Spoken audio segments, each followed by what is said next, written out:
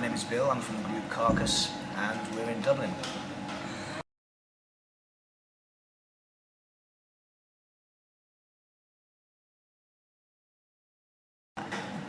Pretty good. I don't think anybody can complain. It's got the potential for sheer chaos because of the numbers of bands. You know, we've got 5 groups on this thing.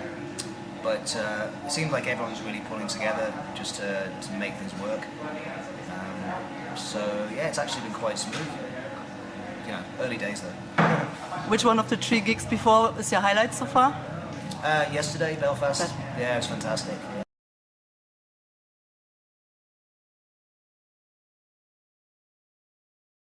Well, it depends on the night. I mean, some nights I have watched every band before us because they're all so entertaining in different ways.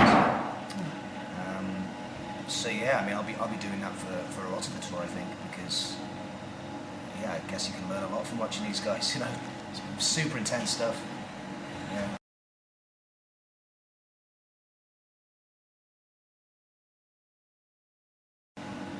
Yeah. A lot of riffs, some aggressive drumming, an angry man shouting at the front.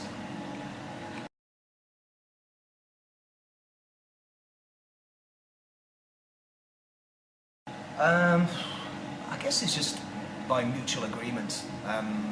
As the frontman, Jeff tends to have the final say because, you know, he's the guy who's got to kind of, how can I put it?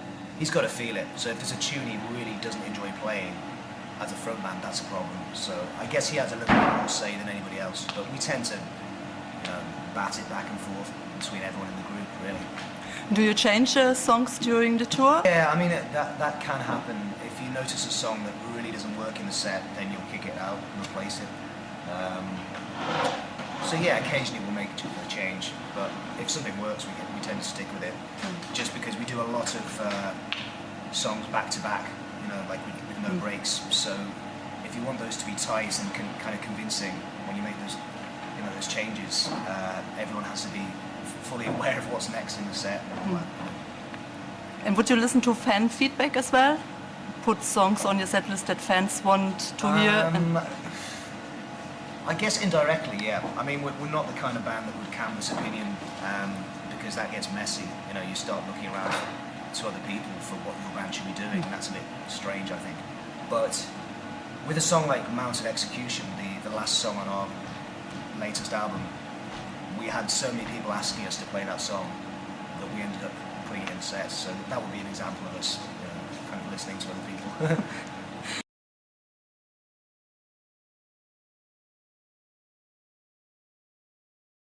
Yeah. Oh yeah, the Gents Pistols have been around for many years before they asked me to join. I guess we've just been friends for a long time, and I'd always loved the group. To me, it was the most enjoyable live band in the UK, I thought. So when they had issues with their guitar player, Chris, you know, he was stepping out, they approached me, and I was delighted. Yeah, and I guess that's going back a few years now. So I'm on the current album that's just come out, and also the previous one. There's 3 in total.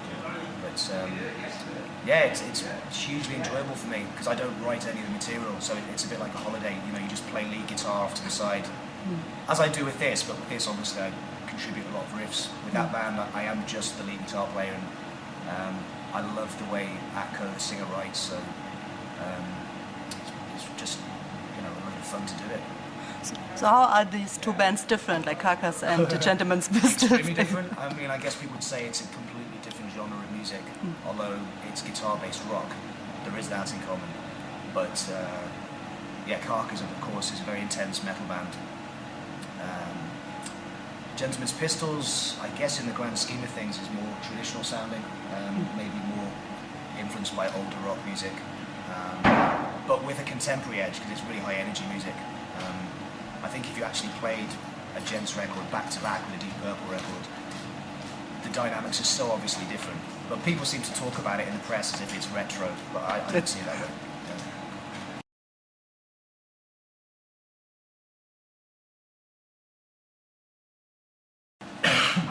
Goodness. Wow. I can't really think because we've just been busy the whole year. There's been so many cool things. I mean, get to go to some country I've never been to before. Like in the most recent case, that would be Taiwan. Never been to Hong Kong before. We got to go back to China a second time, which is lovely. Obviously Japan's always a real treat. So yeah, I mean, looking at the travel angle, those things are fantastic. But really, just if you do a good gig and you get a buzz off that, that's fantastic. And, yeah, it's nice to meet people. You know. Yeah.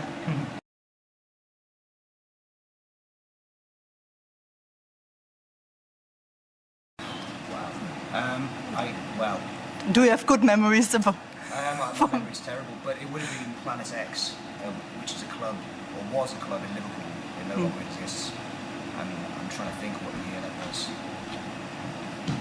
It would be either 86 or maybe early 87. Yeah, perhaps.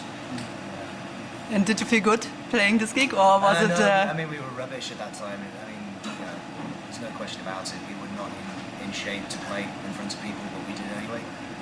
You just got to throw yourself out there. You know, it beats any kind of practice. You know, the reality of actually playing in front of people is just worth 10 rehearsals. You know, so yeah, God, that seems like a long time ago.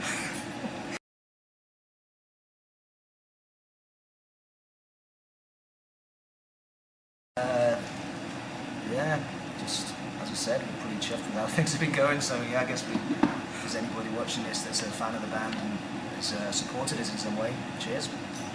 Okay, thank you.